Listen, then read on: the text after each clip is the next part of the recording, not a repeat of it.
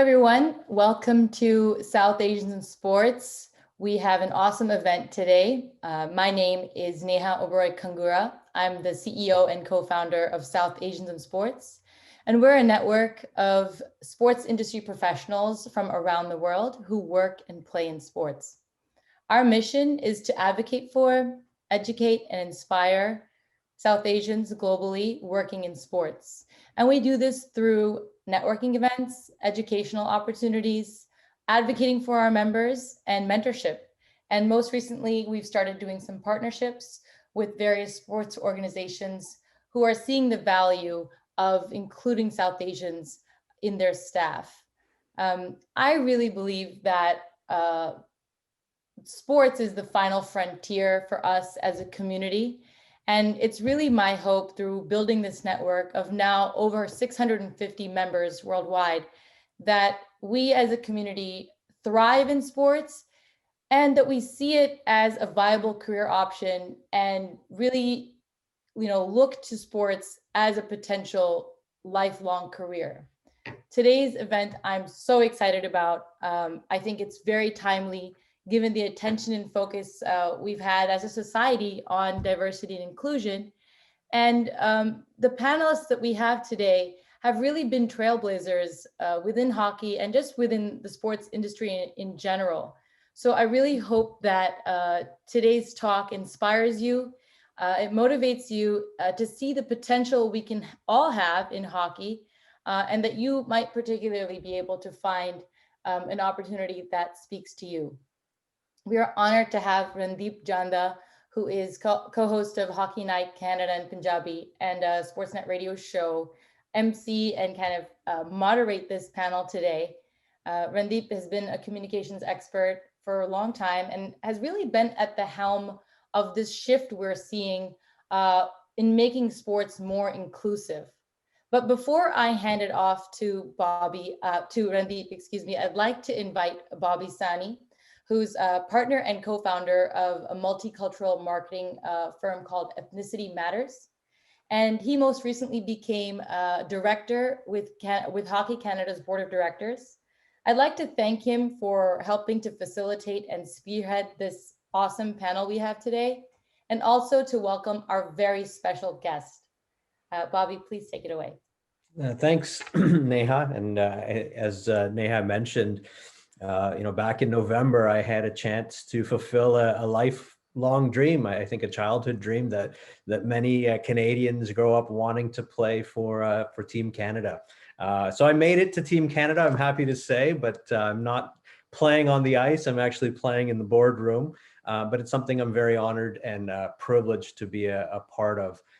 Today, I'm here representing a fantastic, dynamic and diverse board of directors for Hockey Canada, who are all really united and driven to help grow the game of hockey. It's a sport that we all love, and we absolutely want to see our vision of growing the game and moving it forward. With that, it's my privilege and it's my pleasure to introduce to you Tom Renney, who is the CEO of Hockey Canada. Tom comes to us with a wealth of hockey experience, both at the professional level, at the international level. He has been a former head coach at the junior level, at the national men's level, taking our teams to the Olympics. His NHL coaching career spans the teams like the Red Wings, the Oilers, the Rangers, the Canucks. I'm sure if he coached the Leafs, we'd have a cup by now. Sumit, who's on the panel, can maybe vouch for that as well. But look, in the short term that I have gotten to know Tom, I can tell you he is very attentive, he's very empathetic, and he's really energized about this topic and really about growing the game. So it's my pleasure to hand it over to Tom Renney for opening remarks. Bobby, thank you very much. It's my pleasure, and I hope I'm all of those things you suggested. I can't tell you that I've been a successful NHL coach, so I don't know about helping the Leafs that much. I have been relieved of my duties a couple of times in that domain. All things being equal, as Harkie would understand, those things happen. Having said all of that, as Nia had mentioned, Bobby is a new board member to Hockey Canada and joins in and of itself a very diverse board, not just in terms of its ethnicity and geography, but also I think in its ability to process, provide experience, if you will, certain level of intellect. And this board exists, I must say, because of the foresight of the previous board to recognize the need to become much better in terms of what we represent in hockey as a leadership group. And to this point in time, mission accomplished. And certainly, Bobby, you add to a very exciting, enjoyable, and worthwhile dynamic with that board. And to you and your colleagues, led by Michael Brindamore, our chair, thanks very much. From a personal point of view, I would tell you that I love the opportunity to listen and learn, to reflect and reconcile more on behalf of myself. Really than ever before, no question, but also to prepare and deliver. It keeps you sharp, it keeps you kind of in tune with what's going on. And if you do it properly, allows you to, I hope, make sense, but also speak from your heart. And that's what's critical here. Sometimes our heart and our head get a little bit confused. But those attributes that I just spoke of, that I rely on, it doesn't mean that I don't deliver on the leadership's requirements of accountability, of consequence, of expectations, those types of things. But what it does mean is I always start with myself. What do I own of this few minutes with you? What of this requires my undivided attention, both intellectually, emotionally, physically? And from that point, what of this do we share from a proprietorship point of view? I believe that this moment in time globally, certainly in Canada and in North America, provides, I think, a real opportunity to do the extraordinary, to respond to the needs of a citizenship that is long overdue in recognition and competency, if you will, but an ability to make us all better. We boast oftentimes of Canada, especially, being an absolute tapestry of cultures and ethnicities, and it is. There's no question about that.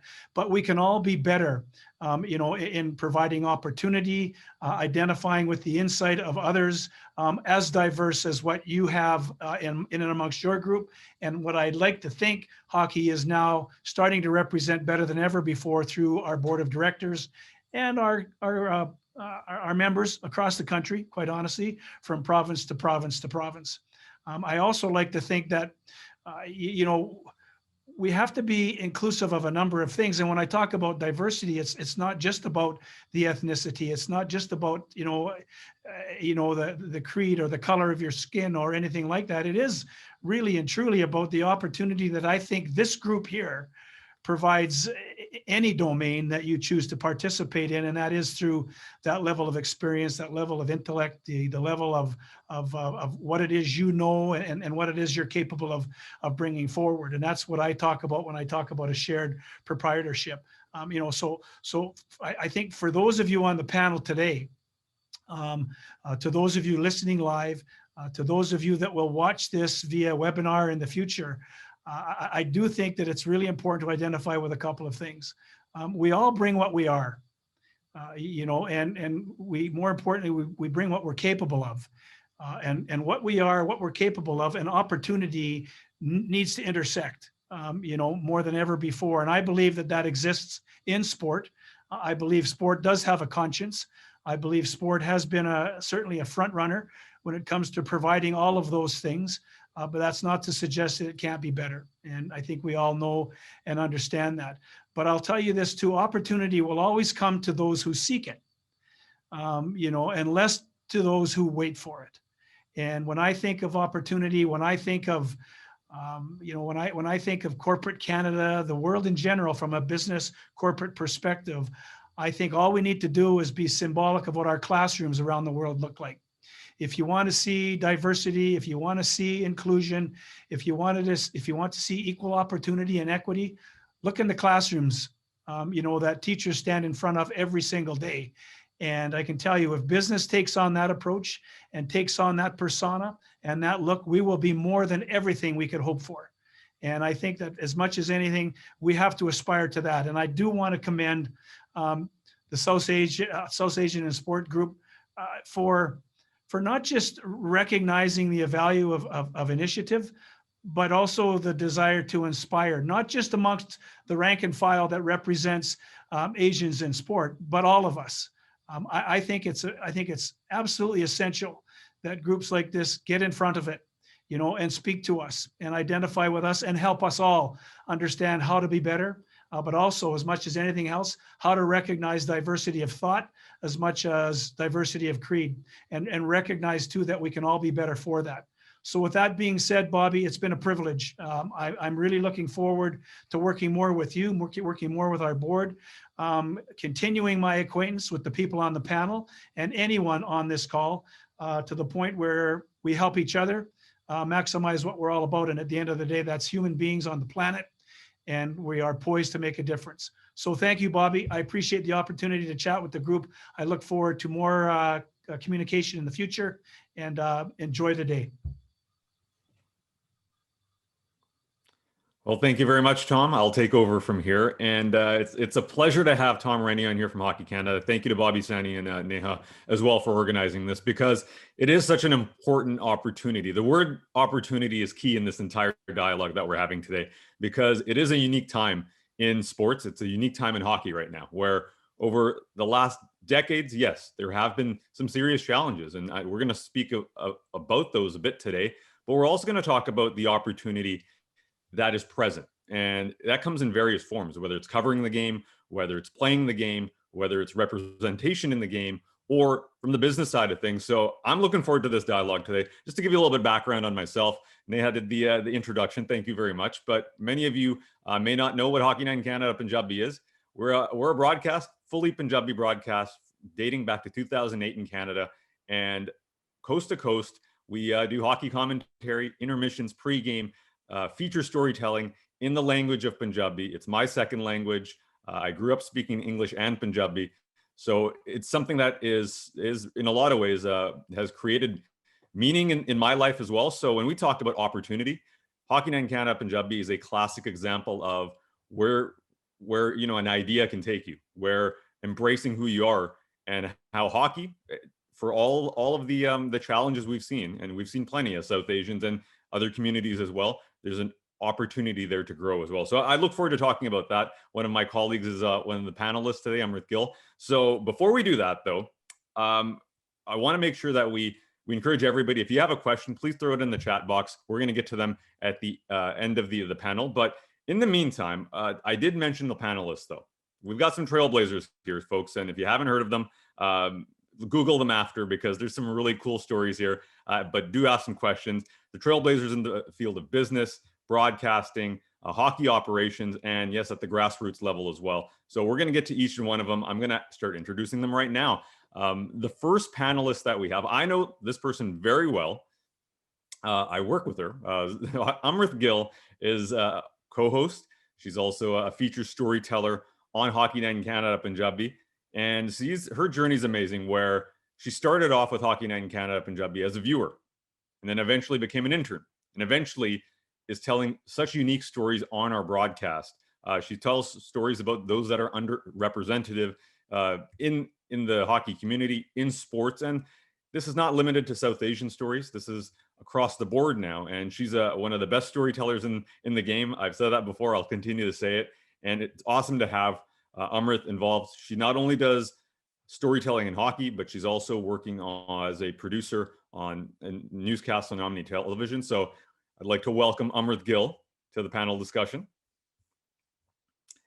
Moving on here, we got Harkie Singh, who's the founder of Live Sports and Entertainment. Prior to becoming an NHL agent, Harkie played junior hockey in the OHL and the Western Hockey League before moving on to the United Hockey League.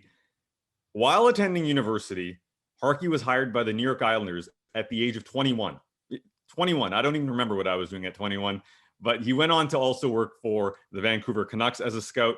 And going forward, he has worked in a player agent role as well for the last number of years. He is now, in his current role, president of Live Sports and Entertainment.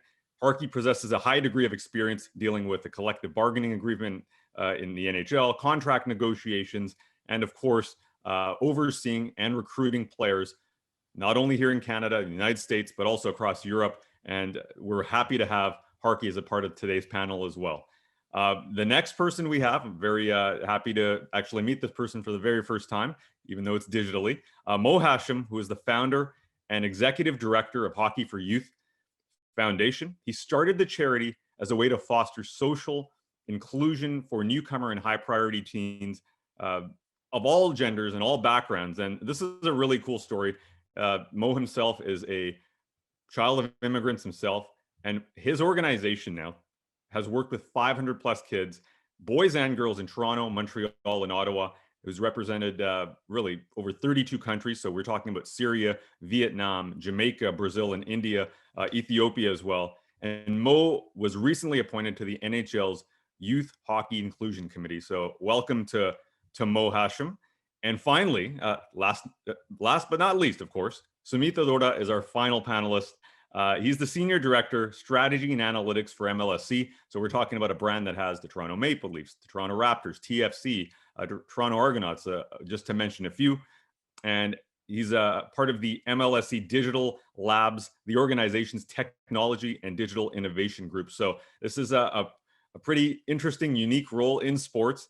Sumit leads the business analytics and oversees innovation strategy across MLSE's business operations. So what are we talking? We're also talking about esports and e-gaming as well. So this is a very unique portfolio that Sumit has that I'm very, very excited to talk to every single one of these folks. Just a reminder, we're getting started now with the questions. Please, if you have any, hit up the chat. Let us know what you're thinking. Around half hour from now, we will get to those questions. So very excited for this. And this is an opportunity for us to talk about the opportunity that Tom mentioned. There have been challenges in covering the sport, playing the sport, access to the sport even from the grassroots level. But what I want to start off with is a question for Sumit and Amirt, and we'll start with Sumit personally, to start off here. We often talk about the exclusion part of diversity, but there is a unique business opportunity and the growth of the game's potential. When you look at it from an organizational point of view, Sumit, what kind of opportunity is there to engage the South Asian audience? And is hockey thinking about us? Well, first of all, thanks for having me. Appreciate being here, and it's great to meet everybody here. I guess it makes sense to start with the hockey analogy. I think Wayne Gretzky said you got to go where the puck is going, not where it is.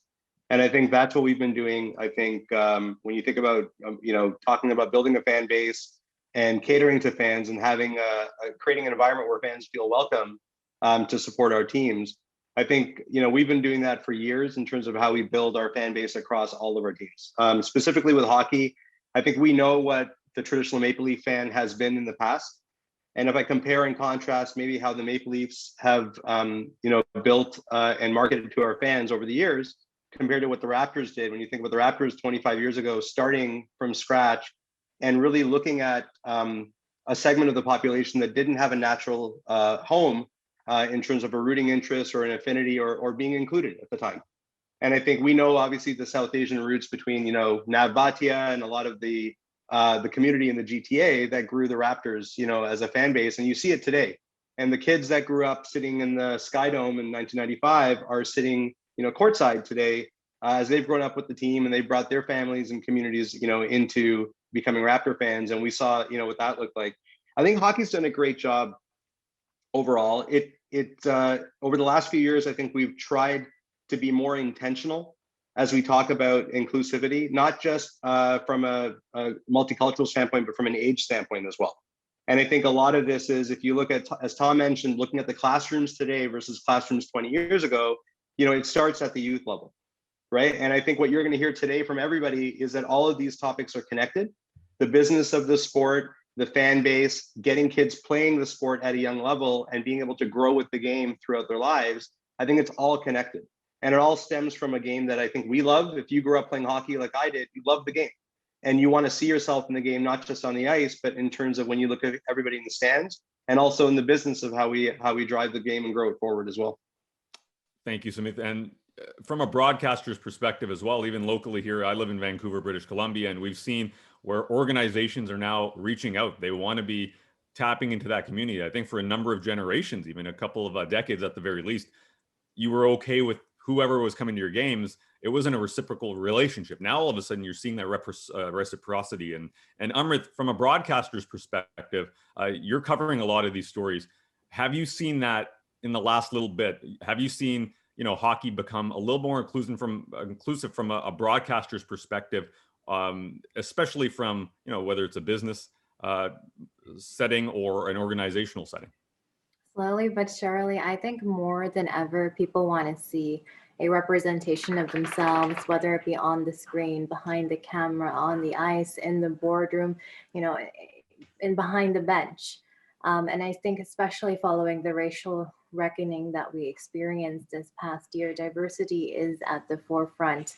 And in terms of organizations, you know, tapping into the business potential there, I think you're seeing more of it, but I don't think businesses have fully grasped that potential. When it comes to organizations really pushing for diversity, inclusion, representation, I think it starts at, you know, the hiring process. Are we hiring people that really understand what diversity means and what representation is? And I'm going to use myself as an example. If you were to hire the Amirt from 8 years ago, I didn't speak Punjabi. I stayed away from my culture. I would love it when they wrote Amber on my Starbucks cup instead of Amirt. So, you know, if they hire somebody that was the Amirt of 8 years ago versus the Amirt of now, you know, there would be such a disparity. And I think that's where organizations can do better or do more of it is, you know, research into, okay, who are we hiring? What talents are they bringing to the table? And how can we utilize and leverage them in bringing in more representation or business opportunities? Yeah, that's a great point as well. And especially over time, how does that, you know, just tapping into the right people, tapping into people that bring many facets of what our society speaks to. Staying with Amirt for a second here. I've worked with you rather closely for the last, 6 years now, 7 years? We know each other quite well. What have you seen from a direct impact from Hockey Night in Canada, Punjabi, when it comes to more South Asians taking part in the game, or at least becoming fans? What have you seen on your end? Because you have a direct connection with the community. You're going out there and interviewing people. Yeah, absolutely. I mean, I look back at my profiles maybe 5-6 years ago. You know, people were just excited to be a part of something. And, you know, they were talking more so about race and discrimination early on with their profiles.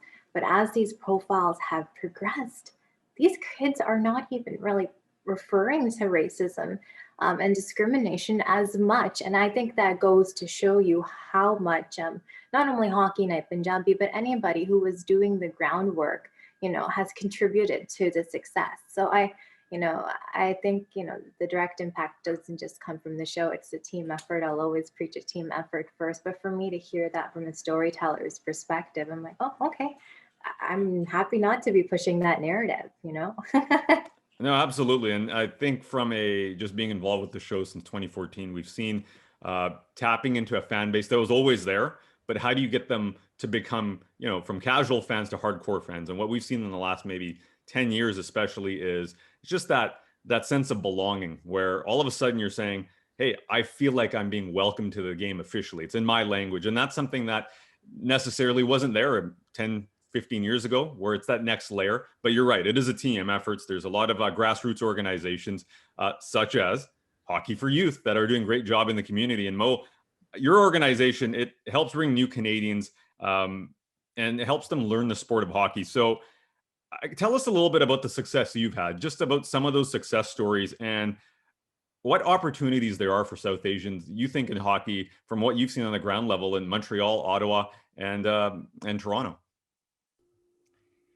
Yeah, Randip, thank you, first of all, to Bobby and Neha and Devyani for including me in this panel discussion.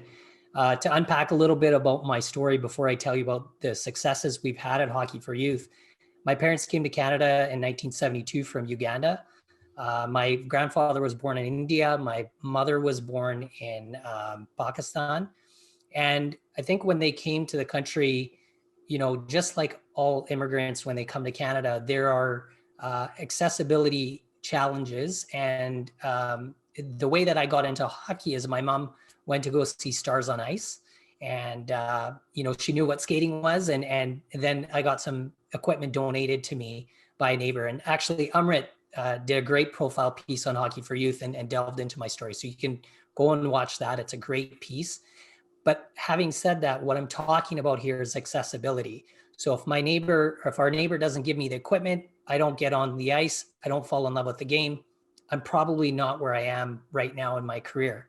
And so I'm going to share a quick picture to talk about success. I want to show you what I'm talking about when I talk about the challenges that exist in the game, but the barriers that we're breaking at Hockey for Youth. And I'll preface it by saying that 71% of new citizens to Canada express an interest in hockey, but only 1% will have an opportunity to play. So I'm just going to quickly share my screen. Hopefully this works. I'm going to pull up this picture. Did that work? Yep. Okay, great. So the two young women that you see here, Javeria on my left, she's from Pakistan. Marwa, who's wearing hijab, is from Afghanistan. Both of them arrived in Canada in 2016.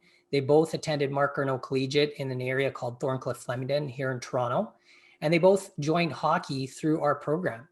And essentially, the reason why I'm showing you this picture is because I want people on the, not only the panel, but also in the audience to understand that if these girls don't have accessibility to the sport, they're not going to know what the sport is, and they're not going to have that love that we all say as Canadians we have. And what's great about Marwa and Javeria is they both had an opportunity to share their stories on media. So Javeria was on CBC News radio here in Toronto after attending the Next Gen game with the Toronto Maple Leafs. So we were gifted some tickets and she came to the game. I blasted it out to media and we got a hit. And what was remarkable is on live radio, this young woman is telling her story about how she wants to join the Canadian military. She wants to go into communications, but that hockey is always going to be a part of her life. Equally so with Marwa. Most recently, she was on a Zoom call with John Tavares and Morgan Riley and another Hockey for Youth student, just the four of them. So again, this is to show you that if they don't have access to the sport, then they're not going to fall in love with the sport. They're not going to become fans of the game. They're also not going to feel socially included, I would argue, in Canada, because we have this love affair with this game that is so beautiful. And like my friend Brian McBride always says, you're not born with skates on your feet, right? So this is a very unique opportunity for us to showcase what we can do. And I will just end by saying this, that 80% of our kids feel more socially included after playing and participating in the game. And it doesn't matter if you're South Asian or any other background, even if you're low income and you're Caucasian or white, we service all kids. It doesn't matter where you come from. We just want to get you out onto the ice. Thank you very much, Mo. That's a great story. And I think if the point of, if you see mentors or, people of not only South Asian background, but all backgrounds, to your point, if you put them in a position to experience the game and there's success there, it motivates others, right? And personally, Robin Bawa is the first Punjabi background player to ever play in the NHL. I know Harkie knows him quite well, and I'll get to Harkie in a second, but that's a guy that I looked at. And when I first got his hockey card, that motivated me to say, wait a second, I know who Wayne Gretzky is. I know who Mario Lemieux is, but who is this guy? And if you look at his stats, they weren't the most, he never led the league in goal scoring, but the fact that he was there, the fact that he was representing who I am, all of a sudden opened my eyes to say something's possible in this game. So a very awesome and heartwarming stories there. Harkie, I've had the pleasure of knowing Harkie Singh for the last couple of years, and really, in my opinion, one of the least covered stories in our community, in the South Asian community in North America. He's done it all. He's played hockey at a high level. He's been a player agent. He's been a scout, one of the youngest in the history of the sport. So Harkie, my question for you, what needs to happen to have more South Asian pro hockey players, not only playing in the NHL, but just across the board? I know it's not an easy question to start you off on, but if there's anybody that is more qualified for this question, I don't know them. First and foremost, thank you for having me on. I can't thank you enough, Bobby, Naya, Randip, Sumit, Mo, and Amirt for taking part in this. It's a very emotional for me to be on here and be able to share my story, learn about your stories and the audience that's here. I started in this game, back in the early 80s, and before me was Robin Bawa, but I would say just a couple of years before me. And there was no means of having these types of conversations or relying on others for advice or help. My family and I navigated through this with just putting, our foot in the race and continue from there. There has been lots of struggles. There has been a lot of emotional, ups and downs. But this is a wonderful game that unites people from various cultures, different backgrounds. And I've been very, very fortunate to be a part of it. And, to see the game grow where it has, with yourself, Randip, with Amirt, with Sumit, Mo, Bobby, it's remarkable. I used to walk into arenas and there wasn't a lot of diversity. There wasn't a lot of ethnicity participating. And it was, we didn't even realize it, actually, to tell you the truth. But you look back and you look at the historical environment that myself and Robin Bawa or AJ Baines went through, Manny Malhotra for that instant as well. We didn't realize, or I should say myself, didn't realize the environment we were in. And I look at the intellectual, intelligent, beautiful people that are on this panel and worldwide involved in this game is just, when I say it makes me emotional, I say it in a happy means. It's just great. To answer your question, there wasn't a lot of knowledge. There wasn't a lot of education. Like Mo, my parents came here in the early 70s and they gravitated to Hockey Night in Canada at the time, which was one game a week, and it was a Saturday and families would get together.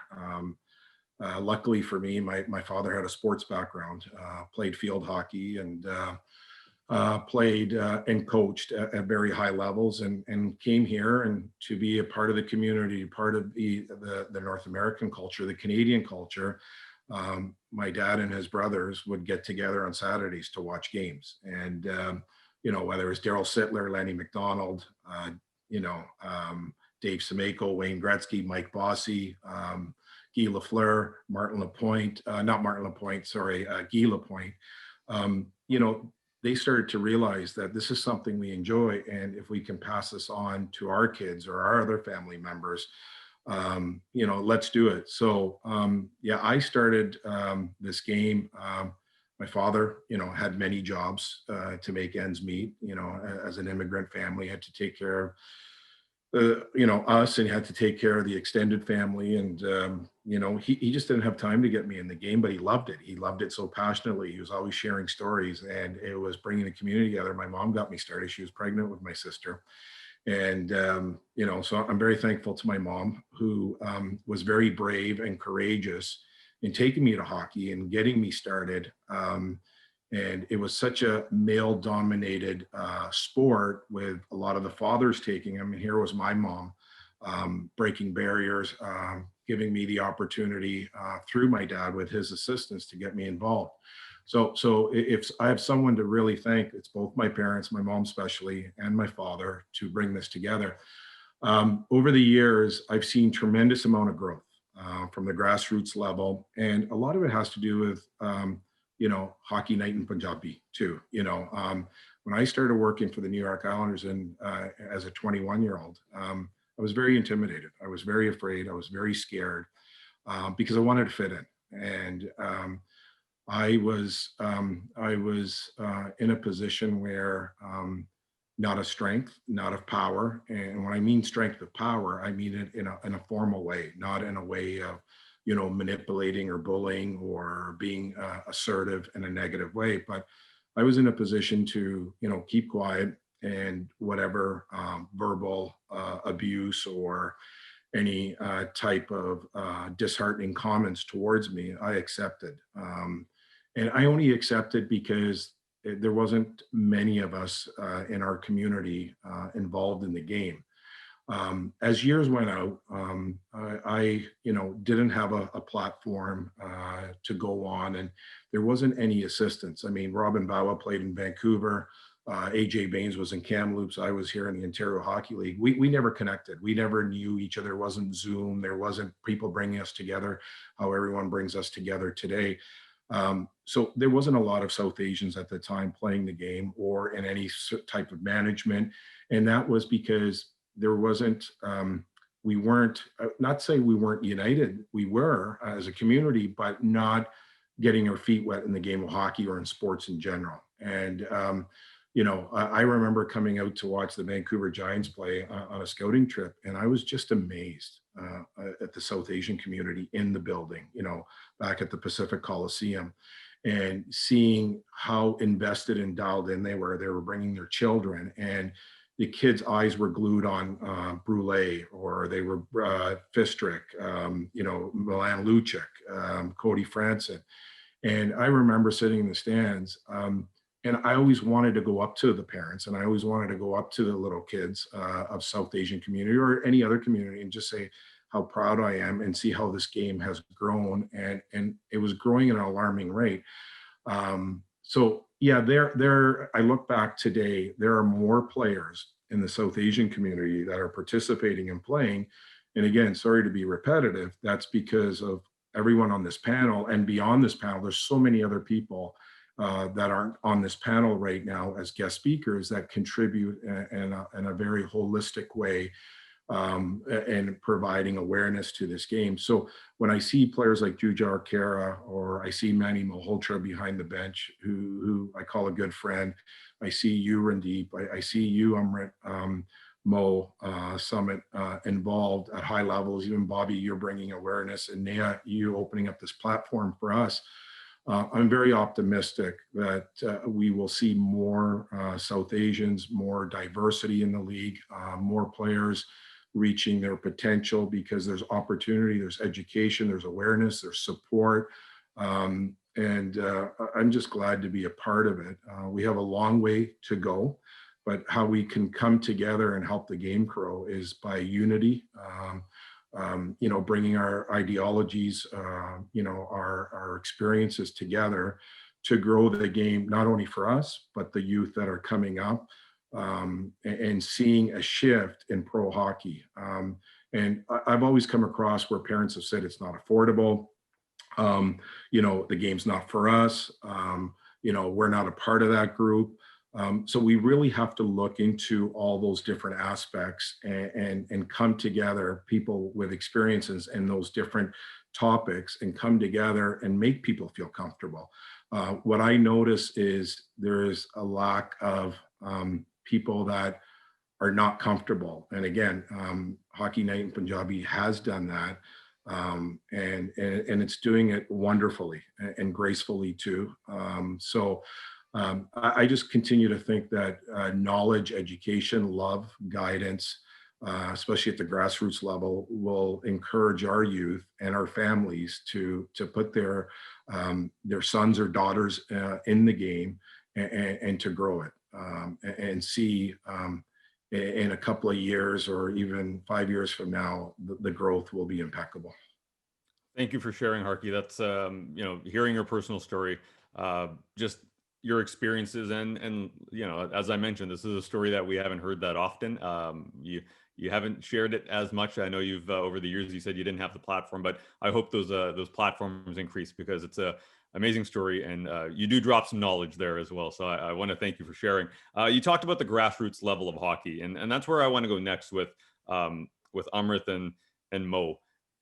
when we talk about inclusion in the game, that also means women's hockey, and we're seeing great growth when it comes to the NWHL, the PWPHA. Hopefully, at some point, there will be one league where there is pay that those players deserve. They're very talented individuals, but I want to zero in on the South Asian community. Amirt, you've done a number of stories on key figures in the community, but also, team members in local communities across the country. And Mo, we know you've worked on the grassroots level. When we talk about South Asian women, what are you seeing at the grassroots level in terms of participation rates and the opportunity there? Why don't I start with you, Mo? Yeah, I mean, particularly in the South Asian community and the kids that we work with, as you pointed out, Randip, we've worked with kids from 32 different countries of origin. But if I focus on the program that we launched in February of 2020 in Ottawa, it was our first time launching 2 girls-only programs. We had 53 newcomer girls participate in that program. So we were oversubscribed to the point where we know that we can grow that programming and that initiative in Ottawa and in other cities where we go. We typically had started as a gender inclusive program, and we're going to continue to do that. But specifically in that program in Ottawa, and even if I look at Toronto, for example, we have girls from India and Pakistan and Nepal. One of our coaches is, her parents are from Scotland and Bangladesh. Her name's Keelan Farron, and she plays at Ryerson. And she was one of our volunteer coaches. So I think representation is what matters. Having not only kids from the South Asian community that are participating, but also having South Asian coaches out on the ice. When you see it, I was listening to an interview earlier today with Tom Power on CBC, and he was talking to Deepa Mehta, and she was talking about the fact that when you're seen, that's when you start to feel like you belong. And when we talk about diversity, equity, and inclusion, the next step in that is actually measurement of belonging. So the more that we can help South Asians feel like they belong, whether it's in the boardroom or out on the ice or behind the bench, that's when we really will start to see true impact. And everyone on this panel, and I'm sure people out there like Bobby, for example, we're trying our best to pry open those doors. And one of the things we always say at Hockey for Youth is that the only barrier should be the boards. And we firmly believe that. And that's why we have a free program. There's no cost to anybody that joins our program. We provide them with the equipment, the on-ice coaching, off-ice experiential learning.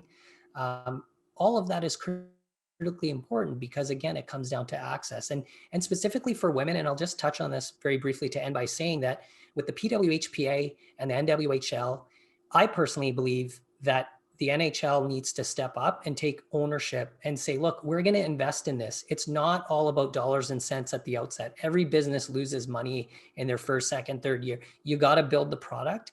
And until and unless the leagues can join together, I don't know if the women's game is going to get to that level where it needs that exposure. And you can look at the WNBA and say, like, that's a prime example of how you build something. So I'll leave it at that. Amirt, you come from a slightly different perspective from the broadcast industry. Your thoughts on the same question? Yeah, when I speak to the girls that we do stories on, they're so keen, they're so excited to play hockey, but when they discuss the challenges, that they encounter, I'm just like, oh my gosh, how are you continuing? Sometimes there's not enough players to make up a team, right? So their chance of playing in their city has gone out the window. Who wants to, drive an extra 10, 20 miles to go play on a second, different team that's not even in their city? The resources sometimes are not there. We saw with the NCAA tournament, the disparity between the men and the women, that's happening at a grassroots level as well. There's obviously financial hurdles, and then there's the lack of coverage. Again, with what Mo said, if you can see it, you can believe it. So from the storytelling that I've done, there are very, very few women that I've covered, that are now in their adult life who have played, because there hasn't really been opportunities there from a South Asian perspective. There are, young adults that I've covered, but still not many. But where I'm seeing, a greater shift is at the younger levels, the girls that are between the ages of, I guess you could say 6 and 15 right now, they are all in, they're excited about the game.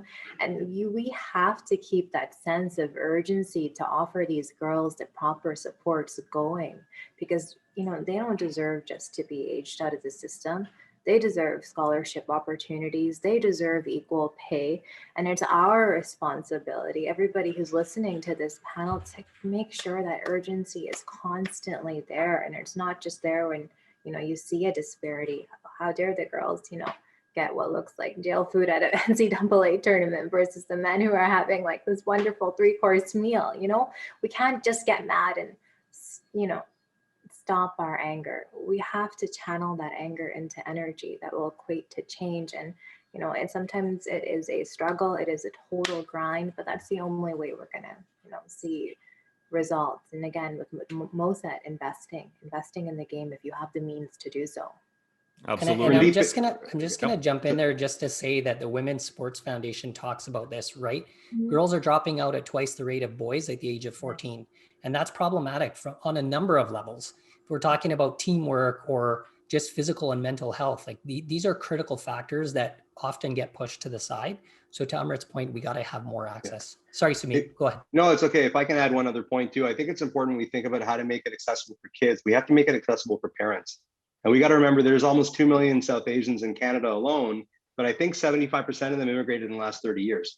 So you don't just have kids that are going through this for the first time, you have parents, and you have to make it psychologically safe for parents to get involved in sports. There's a huge cultural gap for somebody with an accent to be coaching kids, because anybody who's gone through that rep sports and grassroots sports community, there's all this politics, there's a lot of exclusion happening just from a social standpoint. It's not necessarily inclusive at a parent level, which means that's going to be a barrier for parents who don't want to put themselves through feeling awkward or out of place to have their kids go through it because they're trying to protect their kids. So we have to think about this, to make it work for kids, we have to think about those other barriers. The other thing, it's also connected to society as a whole. So how many of those immigrant parents, like our parents that immigrated here, were taking jobs which they were, overqualified for because they didn't have the economic opportunity that, others that grew up here did. So now what's that, downstream effect? They're working jobs, odd hours. They don't have the volunteer time to coach. They don't have the financial resources to put kids through sports. We see this as a professional sports organization. It is interesting and concerning to see how expensive youth sports has been over the last few years. Because now to keep up with the Joneses, it's not just paying the league fees. You're paying for travel to, out of town tournaments. You're paying for professional training. It's 12 months a year. What's changing at the youth level that's creating barriers across the board? And a lot of this is not just, it's not binary that it's, race or not, or culture. It's income. There's different levels of privilege. I think Mo, you talked about male versus female is a level of privilege. First generation versus second generation is a level of privilege. Income and education are all levels of privilege. So we're not trying to solve one problem. We're trying to understand throughout the population, where do people need the most help that collectively we can offer, and what makes the most bang for the buck in terms of financial commitment and support, but creating the right environment at every step of the way, from whether it's youth or it's a professional working in a sports business environment. Thank you for that, guys. And yes, absolutely. This is I think the rise of academies, especially here in Canada, we're seeing the cost of trying to make it to the NHL or any high level. It's an investment. It's like going to a year of college and you're dishing out $40,000, $50,000. So there isn't that financial layer to it as well. I just want to mention that we are having such a great conversation here that we do want to extend to 1 p.m. Eastern, if possible. If there's any objection to that, do let me know, but I think we're good on that front. Do have a question here. Speaking of, Mo did mention coaching and management, and that's a key thing here. Harkie, you've kind of lived in those circles when it comes to scouting, and you're dealing with a lot of executives on the hockey side of things. Pretty straightforward question for you. How close or far are we to shattering that glass ceiling when it comes to South Asians in the management of hockey? Because it seems like we're close, but that's, from my opinion, at a distance. You are in that realm. I'd like to know what you think about that. So it's a great question. And I'm going to be honest, we are very far. We're not very close. We're Okay. not even, to Mo's point, you know, you look at operations for the Vancouver Canucks or even the Toronto Maple Leafs, Winnipeg Jets. I'll talk about the Canadian teams, Calgary Flames, Montreal Canadiens. We don't have one South Asian in the hockey operations department, not one. A lot of the hiring that you would see in a Fortune 500 company or in organizations, corporations, are done through HRs. Something that is so basic in the corporate world is such a challenging issue at the National Hockey League level, or even we'll go to Major Junior, whether it's the Western Hockey League, the Quebec Major Junior, OHL, to NCAA. I would say, and I don't have stats in front of me, but I would say out of all the major sports in North America, we are the least, advanced sport moving forward. I just, I think, when I came in at 21, it was through who you knew, through relationships. But if someone wants to just come in and thoroughly apply online, I don't even know if there's a platform to do that, to tell you the truth. I don't think there is. I think it's who you know, it's relationships, whether it's through friendship or family members or teammates who you played with, who you got involved in. And it's not even, is there South Asians that are involved? You see it not just from the men's perspective, women's perspective too. How many women are holding hockey operations jobs within the National Hockey League? It's embarrassing. It really is embarrassing. And if we don't speak about it and we don't talk about it and we don't try to bring change like Amirt spoke about and Sumit spoke about, Mo too saying there's no representation behind the bench. When I travel to the under 18 or World Juniors or I go to National Hockey League games, why am I the only one who's South Asian who even 10, 15 years ago was afraid to speak about it or didn't feel I had a platform? Why are we absent? And that's a question I need to, with everyone else's support, ask those questions. We have intelligent people. We have people that are able to, coach, whether it's a language barrier, whether it's a financial barrier. We need to come together to create awareness and intelligence and work with different vendors or partners and educating, the pro teams or corporate sponsors that South Asians possess a high degree level of education, work ethic, intelligence. As much as everybody's saying, yes, we're becoming very diverse and we want more, equal, opportunities, saying it, that saying your actions speak louder than your words. That is true. So it's a topic that, anyone can get on whether on Sportsnet or TSN and interview and say the right things, but it's time that action is needed.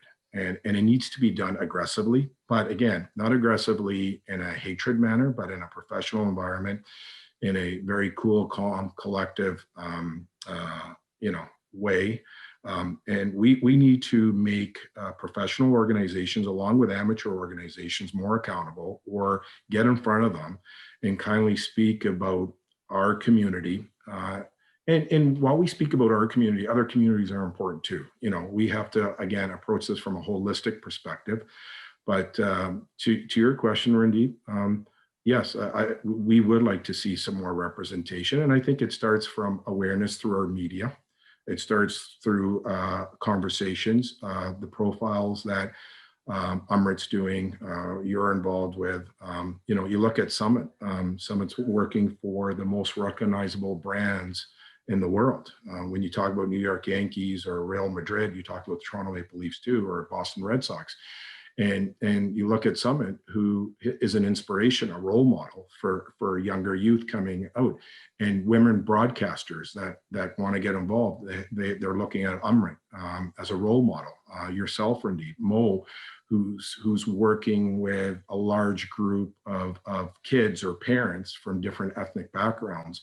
And then you got Bobby, who's who's broken barriers now and getting involved with Hockey Canada. So it's important. You look at Nia when she played tennis and broke barriers there and became recognizable throughout the world. So when someone sees Nia playing in the past, a young girl does go to her parents and say, I want to get involved.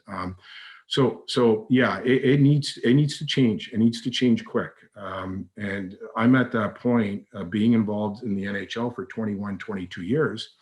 I've gone through it all. I've gone through it all, from racial taunts to joking around, to making remarks. And I kindly laughed it off because I was scared to bring up things and not be working in the NHL. It is an old boys club that needs to change.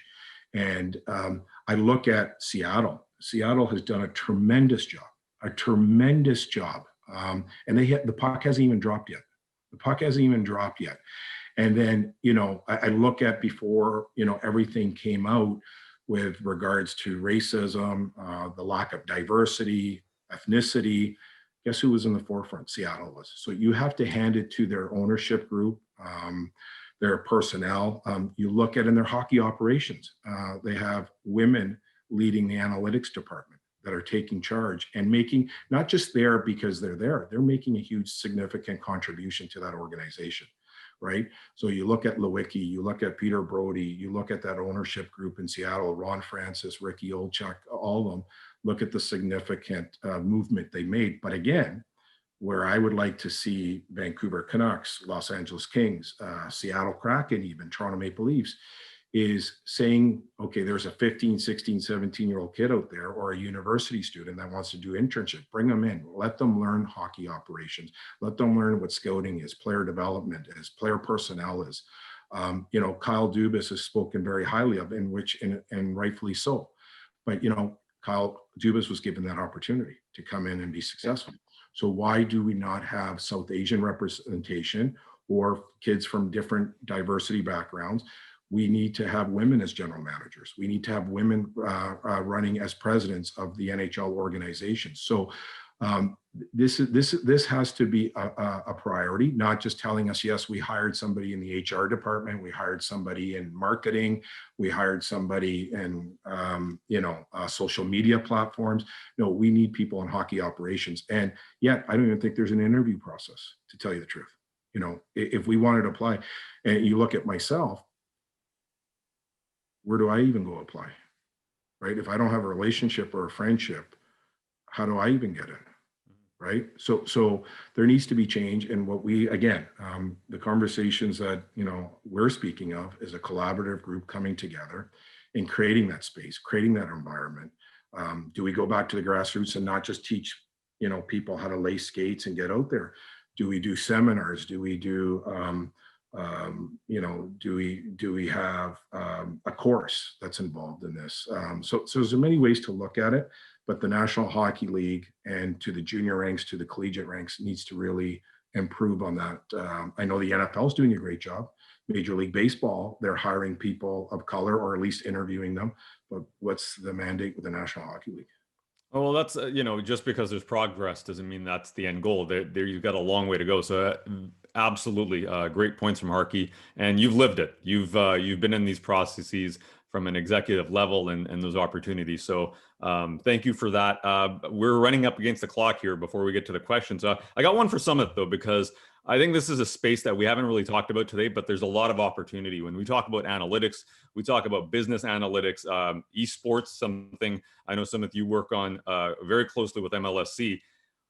Does this have the potential to be a diversifier and really provide an inclusive space in sports? Is this a way to maybe break those barriers in the past that we haven't seen in sports? It's a different business line. It's a different kind of route to get to sports, but it feels as though, and correct me if I'm wrong, that this might be a bit of a game changer in this regard. Absolutely. I mean, I think I would say, based on what Harkie was saying, I think two things can be true at the same time. So I think Harkie's 100% correct that the traditional paths to hockey ops roles have been limited. And we need to break down barriers. And I think that, organizations have to do a better job to create that opportunity and make it more transparent and less, a bit of an old boys network. I think, both from a gender and from a cultural standpoint. At the same time, there's never been a better time. There's never been a better time to work in sports. And I mean that because the type of careers that exist in sports didn't exist 10 years ago. Whether it's analytics, whether it's digital, whether it's product development, data science, sports science, the sophistication of these fields and how they help teams win and how they help organizations build fan bases and make money and play a role in the community, it's never been more prevalent than it is right now. And I want to make sure that we look at this from an optimistic standpoint. There's going to be a general manager, in the NHL that never played a second of hockey, couldn't skate, but through analytics and through data science and understanding, research and quantifying the impact of the game, you look at Daryl Morey, from in the NBA, and I think, Kyle for us is a tremendously gifted mind and hockey mind, and wasn't a pro player by any means, right?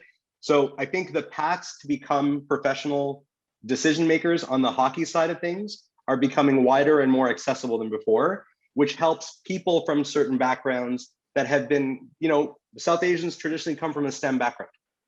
And if you think about looking at a company and a corporation, you look at your finance and IT departments, you're going to see your diversity in those buckets and maybe not so much in the other buckets. So it's still a problem, but generationally, I think there's a community that has tended to focus on STEM, and STEM's become a more important part of the sport and the business of sport. So I think no question there. I think the second part of your question, when I think about growing the game and how to include people, esports is a way for us to have a conversation with fans that's relevant to a fan base. So rather than trying to jam a sport, to somebody who hasn't grown up with it, trying to connect with them on a level that's more relevant to them, and we've seen the effects of that. We have a program with the Maple Leafs called Leafs Gaming League, which is basically a fan-focused tournament where we'll have, we had 1,200, people participate last month in online tournaments to play as the Maple Leafs, with PlayStation on NHL, 21. And one of the people that won our tournament was an Afghani, refugee immigrant who came here, didn't speak English, 14, 15 years old. And his way to assimilate with society, his way to make friends in school was to get online and play.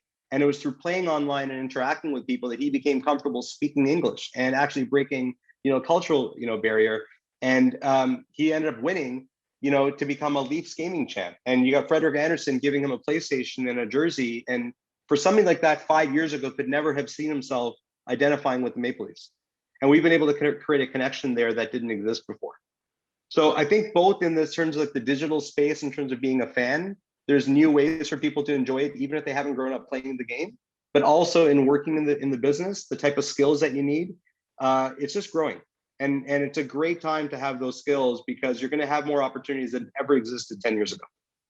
Thank you very much. And that's really a awesome space where there is growth. To your point, you're in one of the organizations that's leading the charge, but you look across any sport really. And, I know even MLS, which is a smaller league here in North America compared to some of the big ones, they've leaned heavily into that as well. So even the smaller leagues are now doing that.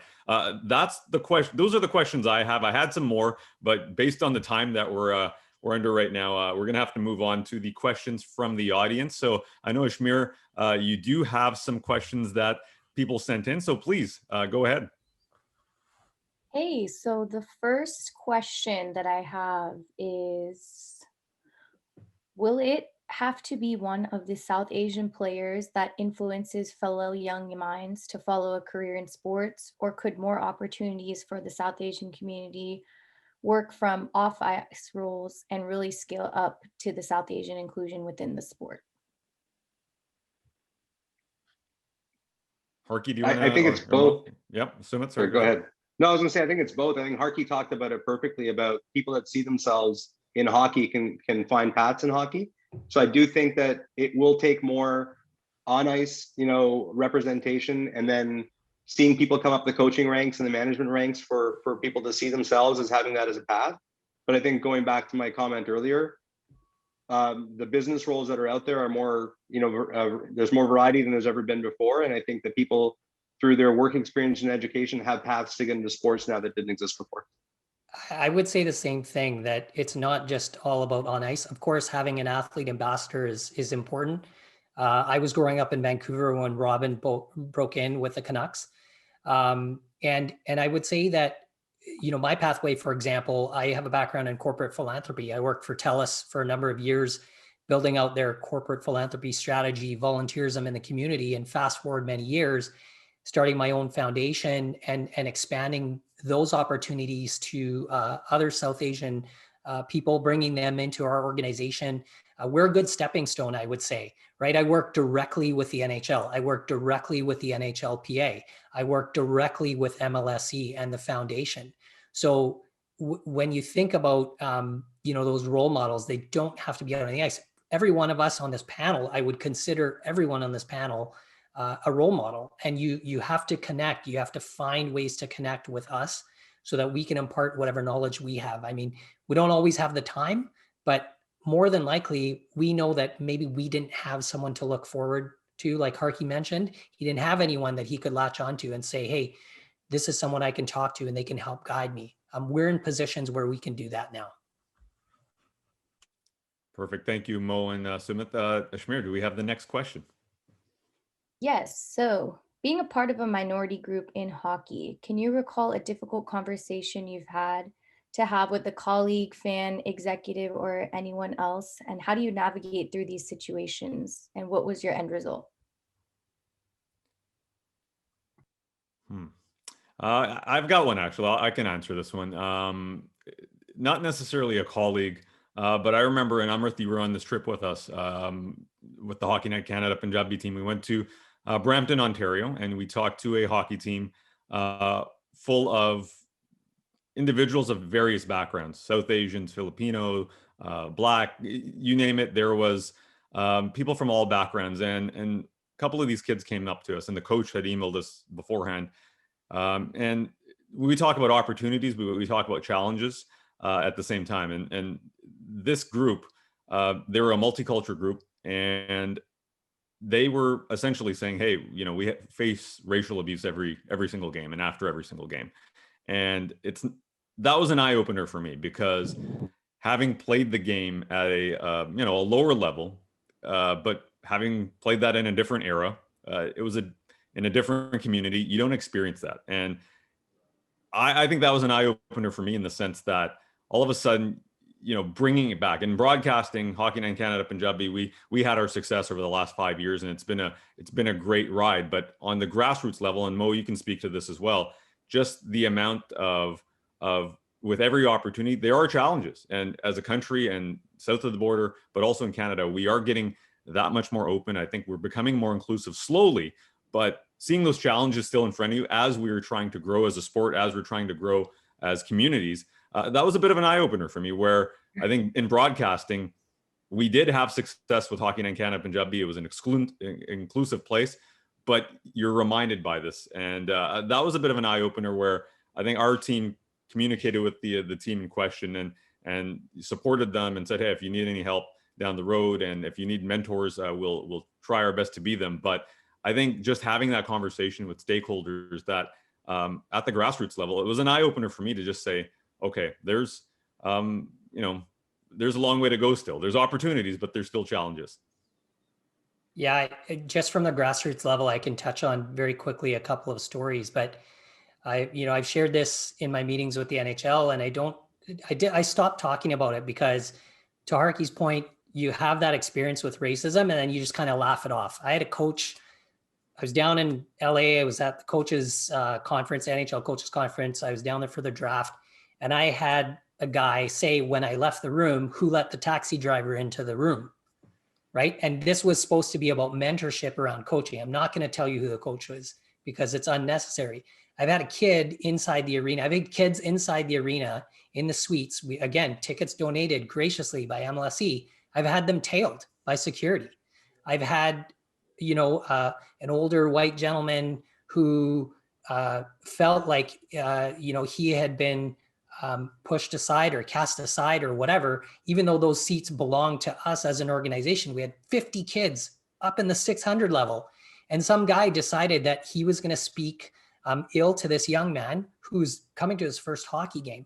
So these types of experiences in arena makes it really difficult you know, when you face those situations, like I'm emotionally, like you can tell, right? My body language is all closed up now. I don't want to be talking about this. Mhm. And so our job as a grassroots charitable organization is to tear that door open, get those kids out onto the ice.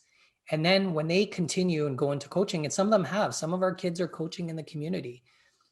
Those are the things that are going to yield more inclusion, more belonging. It's not going to be abnormal to see a young girl wearing a hijab walking into an arena. But right now, in this day and age, it still is. People will turn their heads and they'll say, who's that person coming in here? Right. And I think that's we just got to, like Harkie said, and Sumit, I know you touched on this too. We got to look at this through a positive lens, but we got to keep pushing. We got to keep pushing. You know, Mo, well said. And you know, representing players like I do from all parts of the world, from different backgrounds, we represent Jewish players, we represent Black players, we represent Spanish, Portuguese. Our agency is very diverse in who we represent. And, you know, I've gone back on the ice myself after 10 or 12 years to work because of COVID, to work with our players. It's amazing. You're absolutely right. So, you know, I've played junior, I've coached at the junior level as well. And going back on the ice, you know, we have our players' families tell me when they say, hey, we're working with Harkie on the ice. Oh, what would he know? You know, how does he even know how to skate, or does he even know how to navigate on the ice, or educate your kids? Sons or daughters, or, you know, he's an agent at the NHL level.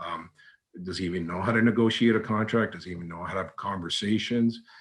As far as I know, I wake up like everybody else every morning, shower, brush my teeth. I eat the same cereal. I have the same lunch or dinner like everyone else. So we've come a long way. But again, how, you know, others see us, maybe that's not where we should spend our energy on that, but the youth that are coming up. How do we shape their lives? How do we create a curriculum, not just on the ice or off the ice, but in the classroom? You know, we get up every day, we learn about geography, history, calculus, we learn English. Why aren't we in our education system learning about diversity, gender, equality? Why isn't it and I shouldn't, yeah, I'm going to say it. Why isn't it a mandatory course? You know, so if I have an 8-year-old or a 10-year-old, I want that to be a part of the curriculum. That should be within our schools, you know, and it needs to start at the youth level. So yeah, there's a lot of that. Again, even when I go to the under 18s, World Juniors, I'm at NHL games, and I've been at it for 21 years. I still get asked for my ID, my credentials, which I think it's fair, but why doesn't anybody else get the same thing? And somebody maybe just be in the business for 2 years while I'm sitting there for 21 years. So things haven't changed. And I would always hear the remarks, hey, if you don't make it in the NHL, in management, you can go back and drive a taxi, or pardon me, do camels still deliver mail in India? And that's coming from, I'm not going to name names, but these are people that are employed by the National Hockey League. There's a long way to go to change those sort of conversations, Harkie. But one thing that I think South Asians in sports and everybody on this panel can agree on is that the mentorship side of sports, like there's a lot of folks that have lived this and have had to experience this. And, you know, I have my own experience. Harkie, you have yours. Sumit, you have yours. Amirt has hers. Mo, I'm sure Neha has plenty of stories she can tell us as well. But this is where us as mentors have to lean in and say, all right, we might not have time for everybody, but can we have those conversations with individuals, whether they're attendees today or other folks, and how do we give back, and how do we share our stories and make this something positive? So absolutely, it's important to share these stories. It's important to move forward as well, and provide that mentorship. And thank you to South Asians in sports for doing that. I think we got time for one more question, one final one before we wrap it up, because this has been a fascinating and awesome discussion. But Shmir, one more before we wrap it up. I love the mentorship ending, but the last question is for Sumit. Are you looking at esports as an onboarding platform for uninitiated players? I think we look at it as a way to connect with fans. I think of it more as gaming culture than just esports. I think if you look at it this way, when you think of sports, you think of music, you think of fashion, you think of other things that are associated with the lifestyle of being a sports fan. So I think we're trying to have a conversation with fans where they want to spend their time having fun.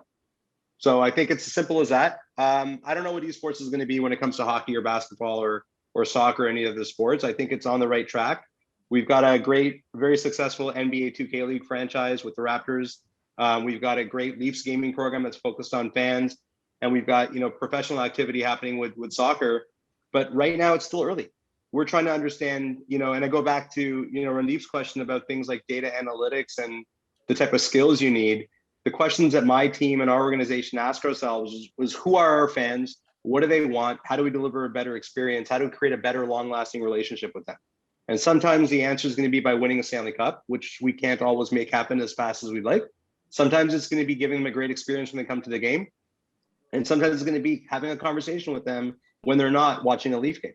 And what else can you do to create that relationship with them? So I think it's early, but I think it's a way to have a relationship with fans that we wouldn't normally cross paths with. But it's also a great way to introduce them to hockey if they're not on the ice today, or if they're not in a community where they have access to play the game the way that some of us have grown up playing the game. Perfect. Thank you very much. I think, oh, sorry, I was just going to say, for us, I think that's an important point. Like when we talk about esports and the example you gave, Sumit, about the young Afghani man who won. For us, off the ice, we have a program called Teach, where we focus on technology, entrepreneurship, arts, community giving, and a healthy, active living. And I think it's important for us at the grassroots level to open those doors as well, because that's when you have an opportunity for these kids that are new to the country to not only learn the sport, and that's that one touch point, but what are those additional touch points that we can add on top? And for us, I would just tell you, I'm going to do a shameless plug here, but follow us on Instagram, because we're pushing out stories as much as we can about our kids. And tomorrow we're going to start a campaign, a fundraising campaign. It's called Campaign 125.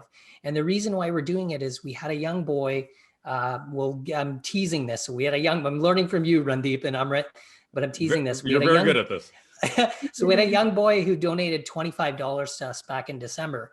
And, I've had a conversation with his dad, and I've said, look, I want to leverage that donation. I want that young person to know that that $25 donation wasn't just a $25 donation, but can we get 100 donors to contribute $25 monthly to Hockey for Youth Foundation? So we can go back to that kid in 30 days, hopefully in 30 days, and say, look, this is what you started. This is what you created. And it's the same message that I give to the kids out on the ice.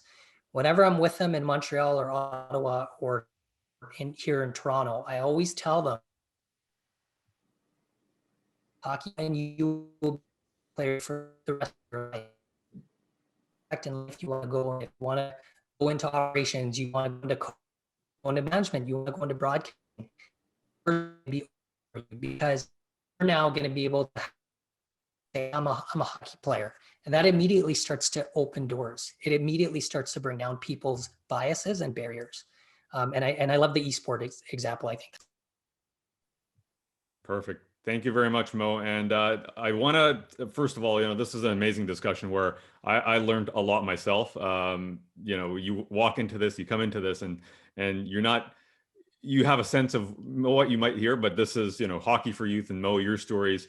Amirt, there's a lot I heard there that I haven't heard before as well. So thank you for that. Harkie, love his perspective, because it's such a unique perspective. He's really, unfortunately, I say this, that there should be more Harkie Singhs out there. There should be more individuals that are involved in the game, and hopefully in time, Harkie, I've said this before, I see him in a management role in the NHL, and hopefully we see that happen very soon. And Sumit, appreciate your insight as well. You're doing great things at MLSE, and I'm really excited to see where data analytics and the esports business goes, because I think we're seeing 1/8 of the iceberg thus far with that business. It's a very lucrative business, but it's also a very inclusive business as well at this point in time. So hopefully that continues to grow. I want to thank all of the panelists for joining us today. And I want to thank South Asians in Sports. This is an organization I've known about for the last couple of years now. Had the privilege to meet Neha a few years ago as well. And they do amazing work. So thank you to the entire team for having me involved in this this discussion. It's a very insightful discussion. And I also want to give a shout out to Bobby Sani as well, who is a champion for hockey, who's a champion for inclusion and a supporter in the community. When we talk about mentors in the community, I hope, you know, all of us can be that, but Bobby is definitely living that. So I appreciate him supporting not only what we do at Hockey Night in Canada, Punjabi, but South Asian sports. That's it for me. I'll throw it back to you, Neha, so you can wrap up. Thank you. Thank you all so much. I also learned so much. I hope that for those of you who are attending, you were motivated, you felt connected, and that you, you know, felt that you could share your stories or have similar stories to the panelists in sports. And you know, a lot of them mentioned about needing a network, needing a team behind them, needing support. And we at South Asians in Sports are really trying to build that family for you as a community. So if you're not a member, please join. It's free. We do events like this pretty often. But I also encourage you to reach out to the panelists, to the other people you've met in this chat, to you know, create your own network, because we need each other so that we can all thrive. And when one person is successful in this community, you know, we can lift everybody else up. So I really hope that you take advantage of this platform and that this panel was worthwhile for you. So thank you so much for your time, and a big thank you to all the panelists. Have a great afternoon. Thank you.